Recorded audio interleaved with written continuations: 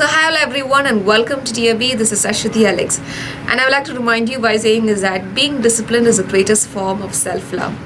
So GST or goods and service taxes, what is that? Is this a form of an indirect taxes? But then why do we have to pay? And more importantly, it's a controversial subject wherein each product have their own forms of GST percentage. Some of it comes down, some of it going on, and people having lots of issues regarding why GST being imposed on sanitary napkins and why no GST on certain products, and what is that? Who decides on it? And more importantly, who made this GST come into our Indian economy? So before we discuss more about GSTs and their peculiarities, I think it's very much important for us to discuss how were the past ways of directing all these indirect taxes from all these products, and were they any other method, and how come this all of a sudden is an issue for us.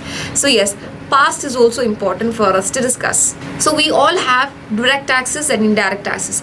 Direct taxes are directly being supplied by us to the government. Suppose the income tax and the excise taxes, where we directly pay for that. And if your income is more, and then you have to give out more taxes to the government. So that is a progressive taxation. More money you have, more taxes you have to give to the government. And then we have the indirect taxes, or for the products that we are paying for it. So why before didn't we have any forms of indirect taxes for these products and services? I'll tell you that. For example, if there is a product, for example, I am a mobile phone manufacturer and I'm creating this phone and I am producing this phone. So what is that? When I make all these products, I will definitely have to pay excise taxes as being a producer. And what happens when I make lots of profit depending upon that? Then I'll have to pay corporate tax on it. And suppose I want to give out transportation facilities, suppose I want to sell it to a different nation, or suppose even a different district as well, I have to pay for the toll taxes. If my product is going beyond my state, I have to give that. And what happens if my product goes beyond my national border? I have to give customs tax. So all these cascading taxes are being a burden to our Indian economy. We are not realizing it, but in each and every single step, these many taxes are being cascading, and more importantly adding up to the prices of the product. Suppose this phone, suppose I took only 10,000 rupees to create this phone, but after all these taxes it will be available to the consumers at 40,000 or 50,000, which is more than double the rate. So do we need that? No. To reduce all that forms of cascading taxes, we have GST or goods and service taxes, which is actually a very good thing. And the peculiarities and all these clouded remarks that we have depending upon that is because we are not much more educated about what GST is all about. That is the reason why we have all these uncertain and scrutinizing comments about GSTs and the tax effect. So essentially GST as this indirect forms of taxation was here to bring about a great change in an economy where all these cascading tax effects will be totally evaded from our nation.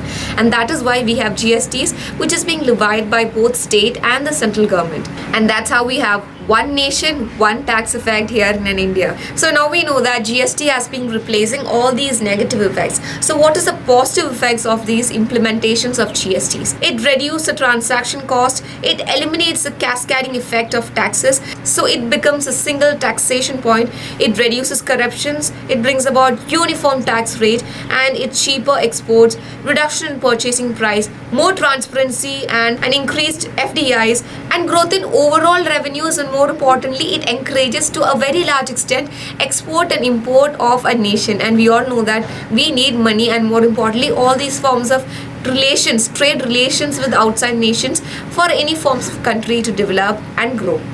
So when you're talking about GSTs, we have three forms of GSTs, that is state, central, and the integrated one. So all these taxes and these GST percentage has been collected and being distributed and given to their own state where the production or the product has been made. So this ensures and more importantly encourages all these entrepreneurs, these producers, manufacturers, and these service providers, everyone with more and more for the contribution to the economy. So I'm sure that after this video you have some sort of clarity regarding GSTs and how far this is actually a blessing to our nation and not a curse. So that's it for today's video, and thank you so much for watching. And if there is any further confusions or doubts regarding GSTs or any other topics, don't forget to leave that in the comment sections and I'll be answering that as soon as possible. So bye bye for now.